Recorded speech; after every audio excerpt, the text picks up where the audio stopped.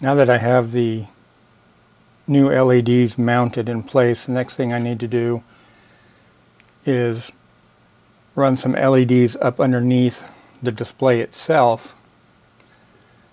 But the LEDs that I have are 5 millimeters in diameter. They're not exactly what came out of here, which was 3 millimeters. I do not have any 3 millimeters, so what I'm going to do is on the side of this bevel just notch out a spot that the light can peer through, and then like them, I'm just going to take some electrical tape and cover it up.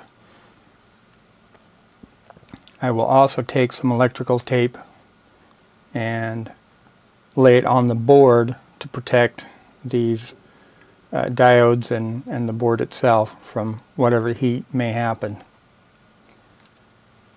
Now to do this, I have this new tool that I bought quite some time ago and haven't had a chance to use. It is a hot knife, which is used for carving pumpkins and other hobby accessories. So let me figure out where I need to notch that out, and we'll check that out when I'm done. Well, I figured out where I need to make my notch, and so I've got them marked here, and then I'm going to go up about halfway and remove that excess, and we'll do that on both sides.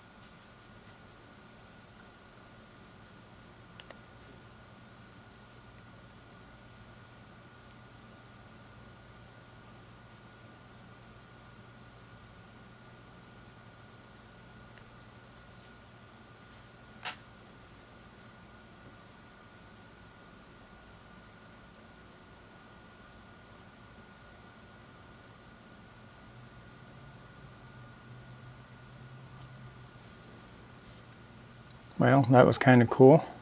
After welding in my 2 extra LEDs, the extra drain on the circuit really did not produce enough light. I kind of figured it wouldn't, but I was kind of hopeful after doing other testing on the board to find out where maybe I could tap into. There's really no other spot. I could get a constant 3 volts, which would allow these to emit, but that's just it. They're constant. So whenever I would go to use the dimmer control, these would stay hot and wouldn't dim down. Like I said, I thought that would happen, but dorking around, I guess. So with that said, oh yeah, and I got to use my new little toy, which worked out pretty good. Didn't get too terribly hot, but hot enough. So the game plan is to, let's just go ahead and reassemble it. As a result of me doing this test, I did cut the trace. I cut the trace here. Not sure how well that's getting on light. And then I cut the trace over here, trying to do a solder blob across them. It's not working. I even used some flux. That's right, I got the flux out. That didn't even work. Luckily, there is enough room that I can run a tap from here and all the way over here to this diode, and I could do the same from here, positive side on down the line. So let me get those put together, and I'll be right back after these messages. Have the two new wires put in place, negative side, positive side. So let's go ahead and reassemble the LCD display, and then we'll take it to the next step. Well, I have it all reassembled, but then there's a problem here with these 5mm LEDs. You can see that they do not rest underneath the guard here to shoot down and illuminate the display properly. In fact, what happens, there's practically no light that gets underneath there. All the light is spent upwards. So not very good, not very conducive. And here you can see exactly what I'm referencing. All the light is shot up and very little is actually in the display.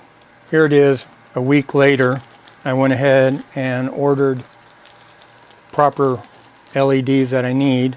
What I had in there were 5mm, and I went ahead and ordered proper size of 3mm. Now these are super bright white LEDs at 6500 Kelvin, and they're frosted, so it'll help diffuse a lot better.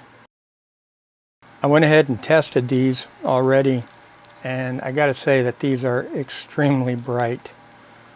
I think probably what I might be able to do to illuminate this the way I'd like, I might get away with having two LEDs up top and then go ahead and run my LEDs off on either side, and then that would illuminate this display properly and giving me control with the dimmer. That is the plan. Let's go ahead and carry on. Scene 1, Act 1, take 37. Okay, I've got the two lights installed down here, got them at an angle, and then I've got the other two going up underneath the display. So this is going to be a maiden voyage for me. Since last time we spoke, it's actually been, a couple of hours at least. First time I've done this, I put the lights in backwards. So I had to pull them out and put two new ones in. And while I was in the process of putting those in, it dawned on me, I was going to recap this. So I recapped this board here, and it's a good thing I did. I just checked the capacitance on all of them, and most of them were bad. I didn't check them with ESR yet, but they were definitely out of range. So with that said, let's go ahead and kill the lights off and see our creation. Now I do have the back studio lights on, but I think we could see this just good enough. So let me throw the switch on my isolator transformer. Oh, how exciting. Nothing. But I got sort of got a display. Okay, let's cancel this. Try it again. I troubleshot the problem. It turned out that one of the LEDs that I put in line, in fact it was the very first one in the chain, was actually bad. And That was causing the issue of it not illuminating. I went ahead and replaced that, tested it, and taped it all up so I can move forward with the rest of it. Let me show you what I've done here, what it looks like now. We'll turn the lights off.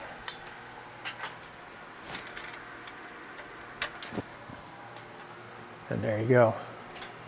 That's a lot brighter than what it was. Unfortunately, a couple of hot spots there, but I think I could live with that, considering the alternative that you can definitely see the display now. And that's on high, and when you go to medium and low.